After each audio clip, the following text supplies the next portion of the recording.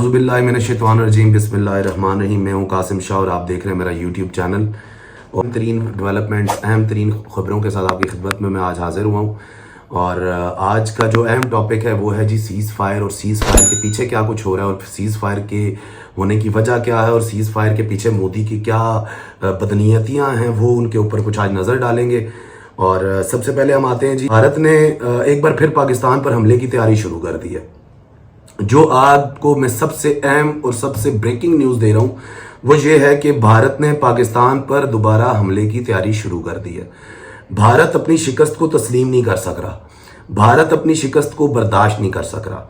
ठीक है जी। उसके बाद जी गुज़िश्ता 2 दिनों से LOC पर शदीद झड़पें जा रही हैं, सीज़ फायर की खिलाफ वर्जियाँ भारत की तरफ से की जा रही हैं। और पाकिस्तान उसी तरह जैसे पहले उसने एक सब्र का पैमाना रखा हुआ था और सीज़ फायर की पाबंदी कर रहा है, और सीज़ फायर को कोशिश यही है कि हालात कशीदा ना हो, ख़राबी की तरफ ना जाए।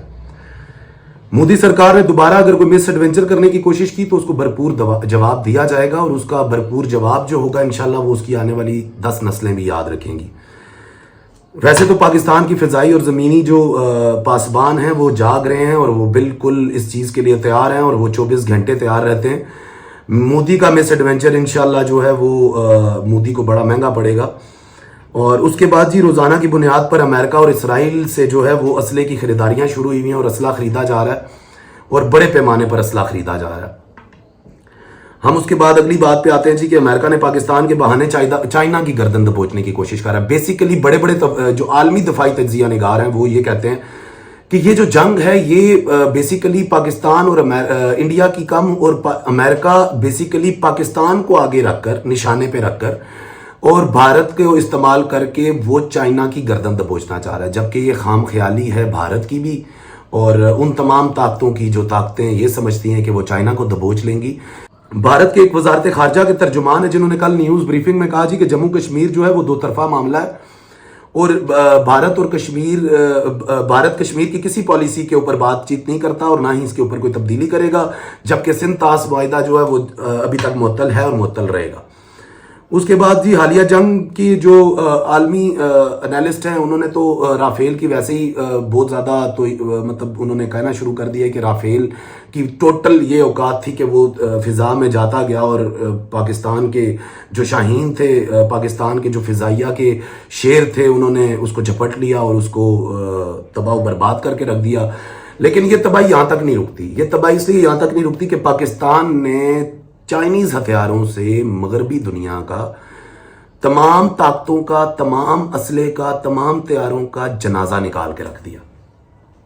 तो उस जनाजा निकालने के बाद एक बहुत बड़ी डेवलपमेंट हुई। वो डेवलपमेंट ये होती है जी कि राफेल तैयारी का बहुत बुरा हाल हो गया। इंडोनेशिया और फ्रांस के दरमियान 45 जेट्स का एक मुआहदा हुआ था, एक एग्रीमेंट हुआ था, जो इंडोनेशिया का जो डिफेंस के लिए उन्होंने इनसे 42 जेट्स खरीदने थे फ्रांस से, यही राफेल तैयारी, जो एक बहुत बड़ी डील थी। $8.1 बिलियन की डील हुई थी इन दोनों मुल्कों के दरमियान। तो कल इंडोनेशिया के डिफेंस मिनिस्टर ने जो है वो कल या परसों बयान जारी किया कि जी हमें इस अपनी डील को रिव्यू करना है। इस डील को रिव्यू करने के बाद हम सोचेंगे कि हमने ये तैयारे खरीदने या नहीं खरीदने, जबकि ये ऐसा नहीं होता।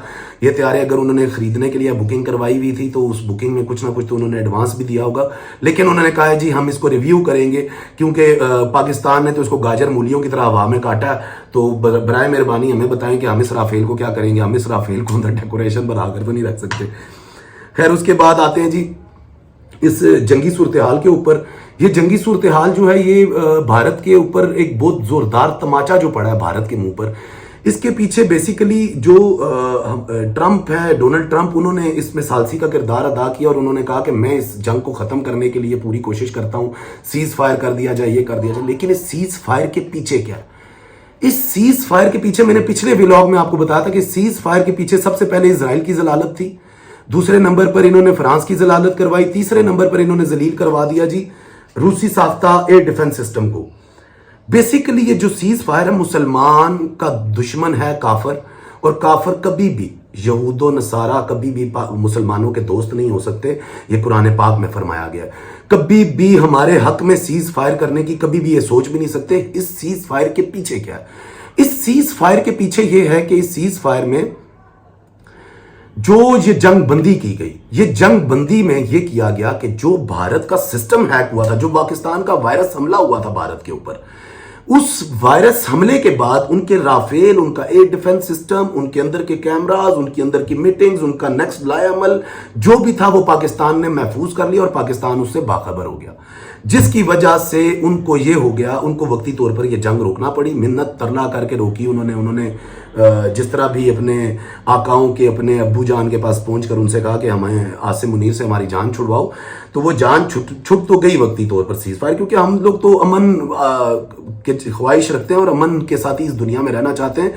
بیسیکلی بھارت یہ چاہتا ہے کہ اس پورے خطے کو ایک جنگ کی لپیٹ میں لے لیا جائے، اور یہ جنگ پورے خطے میں پھیلنے کا خدشہ ہے، اور بھارت کی ان ہٹھرمیوں کی وجہ سے، اپنے اس مودی سرکار کی ان RSS اور BJP کی تربیت کی وجہ سے مودی سرکار اس خون خرابہ چاہتی ہیں، جبکہ ناحق لوگوں کا خون ضائع ہوگا، ناحق لوگ مارے جاتے ہیں جنگوں میں ہمیشہ۔ تو بات یہ ہے کہ ہمارا اور ہمارے ملک کا، ہمارے اداروں کا ہمیشہ امن کے اوپر ایک رہا ہے، لیکن بھارت جو ہے وہ سیز فائر کے پیچھے، بھارت یہ چاہتا ہے کہ پاکستان کے اوپر ایک دفعہ دوبارہ حملہ کیا جائے تاکہ میں اپنے لوگوں کے سامنے سرخرو ہو سکوں، میں اپنے لوگوں کے سامنے شکل دکھا سکوں، میں اپنے لوگوں کے سامنے اپنی کوئی وضاحت پیش کر سکوں، کیونکہ 4 دن تو وہ ویسے ہی لاپتہ رہے ہیں۔ 4 دن کے بعد جب ان کو نکالا گیا تو انہوں نے کہا جی ہم نے تو پتہ نہیں بڑا کمال کر دیا، جبکہ ان کے خلاف پوری انڈیا میں پورے لعنت برسا رہے ہیں لوگ ان کے اوپر۔ تو اسی کے ساتھ دیں قاسم شاہ کو اجازت، ملتے ہیں نیکسٹ ولاگ میں، اللہ حافظ۔